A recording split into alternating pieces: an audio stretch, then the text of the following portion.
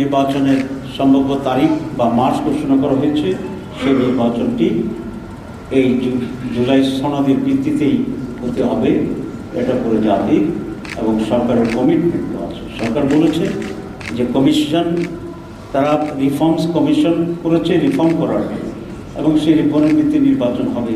এটা জাতির প্রতি আজকের প্রধান উপদেষ্টার কমিটমেন্ট ছিল, আপনারা জানেন। সেটার দাবিকে আমরা আবার রিটার্ট করতে চাই, গুরুত্ব দিয়ে বলতে চাই যে আগামী নির্বাচন জুলাই সনদের ভিত্তিতে হতে হবে। প্রিয় সাংবাদিক বন্ধুগণ, আমাদের আকাঙ্ক্ষা আসন্ন জাতীয় নির্বাচনের তফসিল ঘোষণার পূর্বেই জুলাই জাতীয় সনদ প্রণয়ন দ্রুত সম্পন্ন করে অধ্যাদেশ, LFO, লিগেল ফ্রেমওয়ার্ক অথবা গণভোটের মাধ্যমে আইনি ভিত্তি প্রদান করে অন্তর্বর্তী সরকারের সংস্কার কার্যক্রম করা না হলে পূর্ণতা পাবে, এবং এটা যদি না হয় তাহলে অন্তর্বর্তী সরকারের কার্যক্রম বিফলে যাবে। তাই সুষ্ঠু, নিরপেক্ষ, গ্রহণযোগ্য নির্বাচনের লক্ষ্যে রাজনৈতিক দলগুলির জন্য লেভেল প্লেইং ফিল্ড তৈরি করতে হবে। এর সাথে সংশ্লিষ্ট সকল বাহিনী ও সংস্থাকে কার্যকর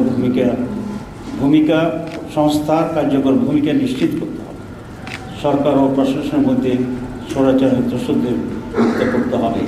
নির্বাচন কমিশন সহ প্রশাসনের সকল স্তরে নিরাপত্তা নিশ্চিত করতে হবে।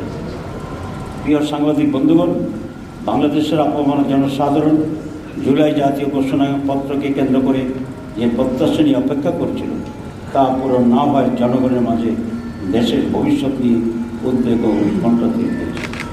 শহীদ ও আহতদের পরিবার সহ জুলাই যোদ্ধাদের মাঝে নতুনভাবে উৎকণ্ঠা পরিলক্ষিত হচ্ছে। ঐকমত্য কমিশনের মাধ্যমে জুলাই জাতীয় সনদ প্রণয়ন ও বাস্তবায়নের রূপরেখা কী হবে তা জাতির কাছে অস্পষ্ট। এমন অবস্থায় আমরা সরকারের প্রতি আহ্বান জানাই, অনতিবিলম্বে জুলাই ঘোষণাপত্রে উপরে উল্লিখিত জন আকাঙ্ক্ষার অপরিহার্য বিষয়গুলো অন্তর্ভুক্ত করা হোক।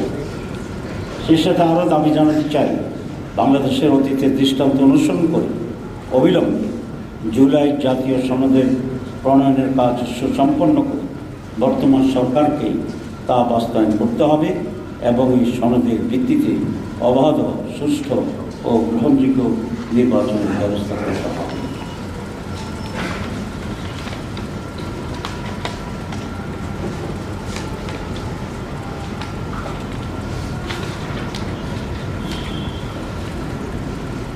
ধৈর্য সহকারে আমার বক্তব্য শোনার জন্যে বাংলাদেশ জামাত ইসলামের পক্ষ থেকে আপনাদের প্রতি আন্তরিক কৃতজ্ঞতা প্রকাশ করছি।